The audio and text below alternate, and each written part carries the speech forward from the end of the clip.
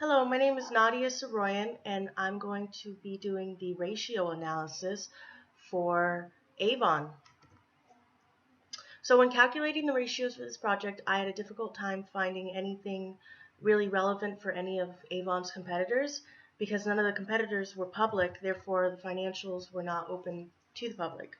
The information I did find was from each company's website or from 3 years prior.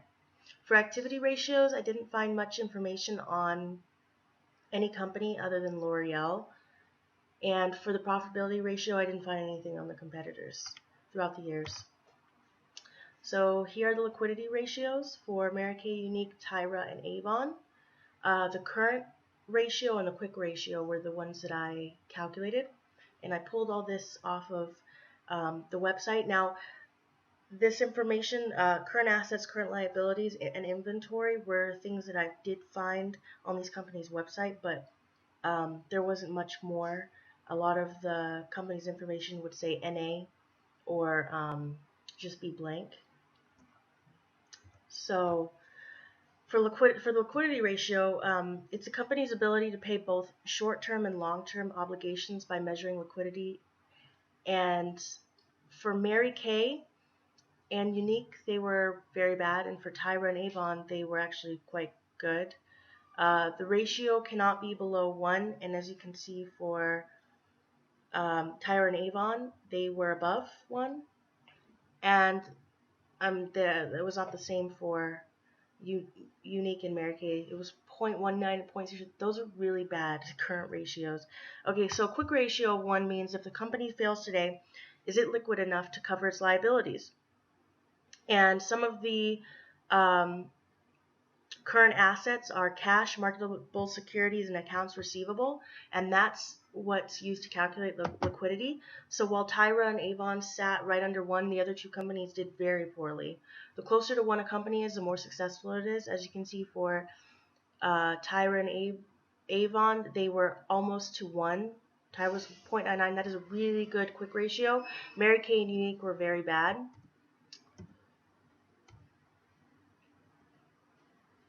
So for the leveraging ratios, Mary Kay was probably the worst, and Unique and Tyra were around the middle, and Avon was about as bad as Mary Kay. So the equity numbers on these companies were all bad. None of them were public, but they still have some equity. The only one that comes close to having a normal LTDE ratio is Avon, and it's still pretty bad. Mary Kay is currently in the negatives. Unique has the largest long-term debt to equity ratio, and Avon is the most debt at 24 million. That is a lot of debt. So for the activity ratios, we looked at inventory ratio and asset ratio. Those are the best determinants of the activity in a company. So for inventory ratio or inventory turnover, it's a measure of the number of times inventory is sold or used in a time period, and they are usually compared to the industry averages. Asset turnover is a measure. It measures the efficiency of a company's use of its assets in generating sales revenue or sales income to the company. There's no set number for an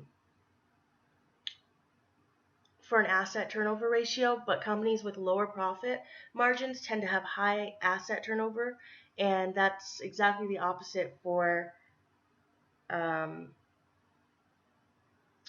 companies with high profit margins. So for Revlon,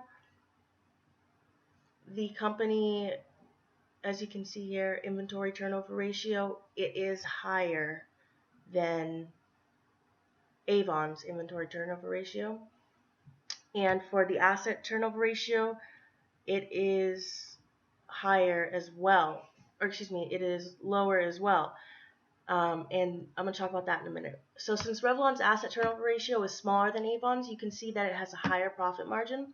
Since Revlon's inventory turnover ratio is larger than Avon's, it shows that it has a harder time selling its products than Avon.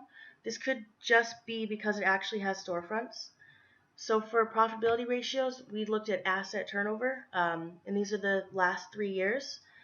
And then for return on asset ratio, and then return on equity ratio. And it's astounding that for Avon, the company had a negative 55.52.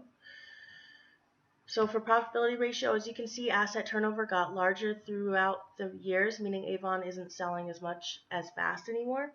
So the return on assets has grown worse, and when calculated for 2015, it ended up being negative 24.51, whereas in 2014 it was 6.48. That's almost an 18 number jump. So the return on equity was very bad for 2014. It was a negative 55. All of these ratios for Avon and its competitors signify a decrease in the direct selling market. Thank you for listening.